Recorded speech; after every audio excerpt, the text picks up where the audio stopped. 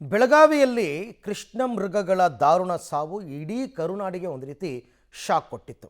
31 ವನಗೂಸುಗಳ bacteria ಸೋಂಕಿಗೆ ಬಲಿಯಾಗಿದ್ವು.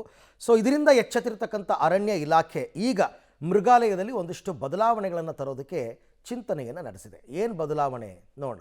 ಮಾರಕ ಸೋಂಕಿಗೆ 31 ಕೃಷ್ಣ ಮೃಗಗಳ ಸಾವು. ಕೃಷ್ಣ ಮೃಗಗಳ ಸಾವಿನ ಬೆನ್ನಲ್ಲೇ ಅರಣ್ಯ ಇಲಾಖೆ ಹೈ ಅಲರ್ಟ್. ಇನ್ಮುಂದೆ ವನ್ಯಜೀವಿಗಳ ಡೆತ್ ಆಡಿಟ್ ಕಡ್ಡಾಯ. ತುಂಟ ಕಂಗಳು, ಉದ್ದ ಕೊಂಬು, ಮುದ್ದು ಮೊಗದ ಜೀವ, ಈ ಪುಟಾಣಿ ಕೃಷ್ಣ ಮೃಗಗಳನ್ನು ನೋಡ್ತಾ ಇದ್ರೆ ಜನರಿಗೆ ಮನರಂಜನೆ, ಪ್ರೀತಿ ಉಕ್ಕುವ ಭಾವನೆ ಮೂಡುತ್ತೆ. ಆದರೆ ಬೆಳಗಾವಿಯ ಕಿರು ಮೃಗಾಲಯದಲ್ಲಿ 31 ಕೃಷ್ಣ ಮೃಗಗಳು ಅಸಹಜವಾಗಿ ಬ್ಯಾಕ್ಟೀರಿಯಾ ಸೋಂಕಿಗೆ ಮೃತಪಟ್ಟ ಬಳಿಕ ಈಗ ಅರಣ್ಯ ಇಲಾಖೆ ಎಚ್ಚೆತ್ತುಕೊಂಡಿದೆ.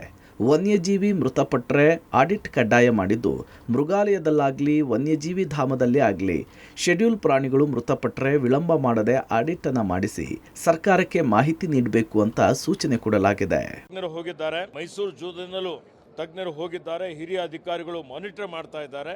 ಇವತ್ತು ಅದಾದ ಮೇಲೂ ಯಾವ್ಯಾವುದಕ್ಕೆ ಸೋಂಕುಗಳು ತಗುಲಿತ್ತು, ಆ ಎನ್ಕ್ಲೋಜರ್ ಏನಿದ್ದು ಆ ಎನ್ಕ್ಲೋಜರ್ ಇದ್ದಂಥವು ಸುಮಾರು ಮೃತಪಟ್ಟಿದ್ದಾವೆ. ಈ ಒಂದು ಏನು ಸೋಂಕಿದೆ ಅದು ಬೇರೆ ಎನ್ಕ್ಲೋಜರ್ಗೆ ತಗುಲದ ರೀತಿಯಲ್ಲಿ ನೋಡಿಕೊಳ್ಳುವಂಥ ಒಂದು ವ್ಯವಸ್ಥೆನೂ ಮಾಡಿದ್ದಾರೆ.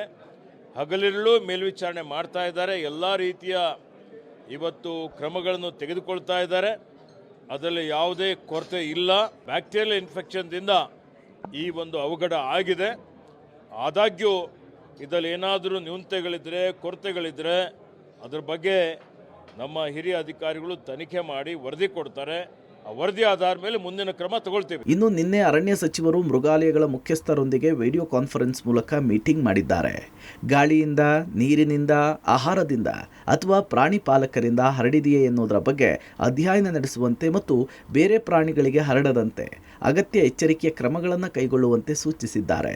ಜೊತೆಗೆ ಪ್ರಾಮಾಣಿತ ಮಾನದಂಡ SOP ರೂಪಿಸಲು ಸೂಚನೆ ಕೊಟ್ಟಿದ್ದು, ಮೃಗಾಲಯಗಳಲ್ಲಿ ವನ್ಯಜೀವಿಗಳ ನಿರ್ವಹಣೆಯ ಕುರಿತಂತೆ ಮತ್ತು ಇಂತಹ ಸೋಂಕು ಕಾಣಿಸಿಕೊಂಡಾಗ ಹೇಗೆ ಕ್ರಮ ಕೈಗೊಳ್ಳಬೇಕು, ಏನೆಲ್ಲ ಮುನ್ನೆಚ್ಚರಿಕೆಯ ಕ್ರಮವನ್ನು ಕೈಗೊಳ್ಳಬೇಕು ಅನ್ನೋದರ ಬಗ್ಗೆ SOP ರೂಪಿಸಿ ಕಡ್ಡಾಯವಾಗಿ ಪಾಲನೆಗೆ ಸೂಚಿಸಿದ್ದಾರೆ. ಅಳಿವಿನಂಚಿನಲ್ಲಿರುವ ಅಪರೂಪದ ಪ್ರಭೇದದ ದಾರುಣ ಸಾವು ನಿಜಕ್ಕೂ ಕೂಡ ಖೇದಕರ. ಇಲಾಖೆ ಈ ರೀತಿ ದುರಂತ ಸಂಭವಿಸದಂತೆ ಇನ್ನಾದರೂ ಎಚ್ಚರಿಕೆ ವಹಿಸಬೇಕಿದೆ. ಪವಿತ್ರ ಕಡ್ತಲ, ಪಬ್ಲಿಕ್ ಟಿವಿ, ಬೆಂಗಳೂರು.